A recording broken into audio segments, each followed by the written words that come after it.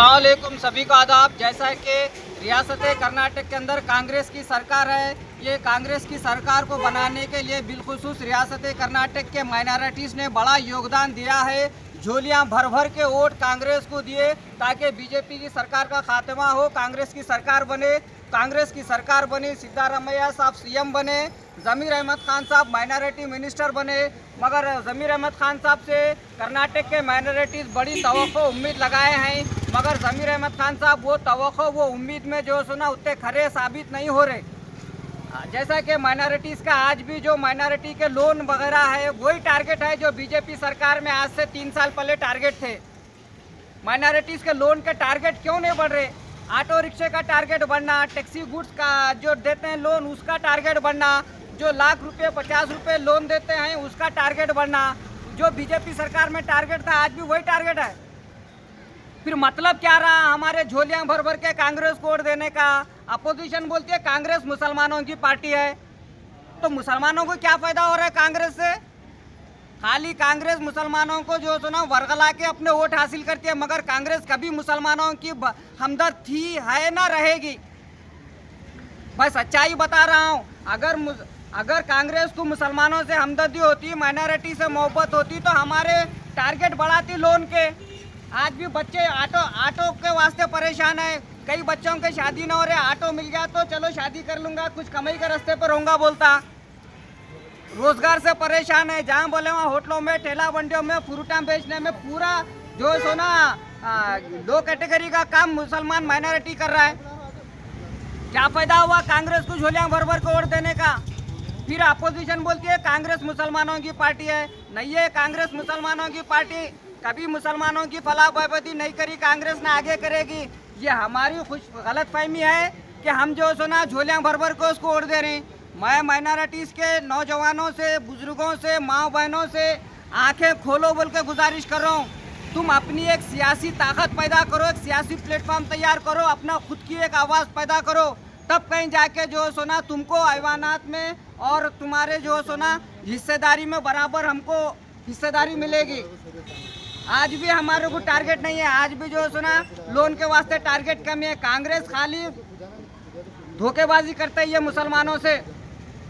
और क्या बोल के परसों के बजट में जो सुना बजट बढ़ाए बोले, इमाम मौजन की सैलरी बढ़ाए बोले, और माइनॉरिटी के लोन को हम बढ़ाते बोले, और शादी मुबारक भाग्य स्कीम चालू कर तुम बोले, और खवातीन जो सुना माइनॉरिटी वेलफेयर ऑफिस को फिर रही शादी के कार्ड लेके, हमारी बच्ची की शादी है बोल के माइनॉरिटी शादी भाग्य स्कीम चालू हुई बोल के, ज़मीनी सतह पे शादी भाग्य स्कीम चालू नहीं हुई।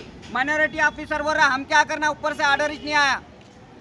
तो ये शादी भाग्य स्कीम ज़मीर अहमद खान साहब कब चालू करते आप? शादी भाग्य स्कीम इमाम मौजन की सैलरी कब बढ़ाते? कब्रस्तानों के मेंटेनेंस के वास्ते बजट कब देते?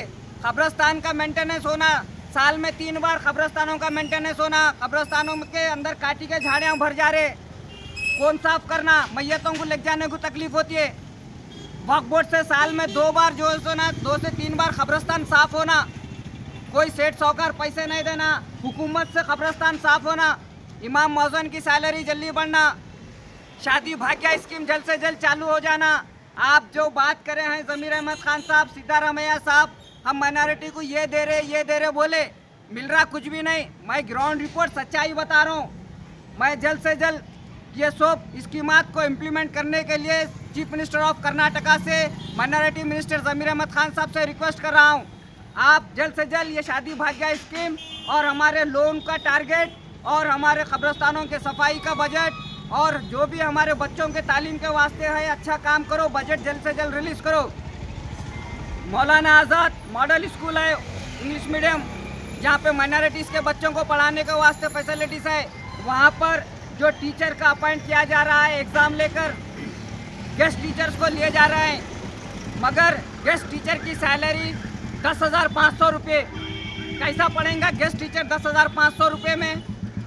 जबकि आज एक लेबर काम कर रहा है, 10 बजे आके 5 बजे अज़ान होते लेबर हाथ धो के चल जाता है, तो उन्हें 800 रुपये ले रहा है एक दिन के।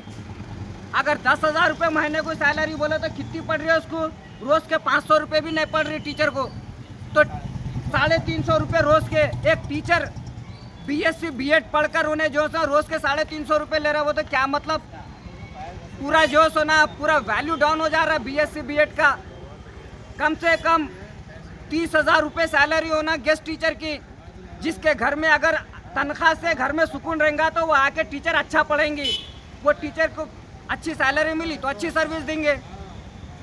माइनॉरिटी इंस्टीट्यूशनों में अगर अच्छे टीचर्स रहेंगे, अच्छी सैलरी रहेंगे तो अच्छी पढ़ाई होंगी। माइनॉरिटीज़ के बच्चे पढ़ लिख के काबिल बनेंगे तो माइनॉरिटी डेवलप होगा, देश डेवलप होगा।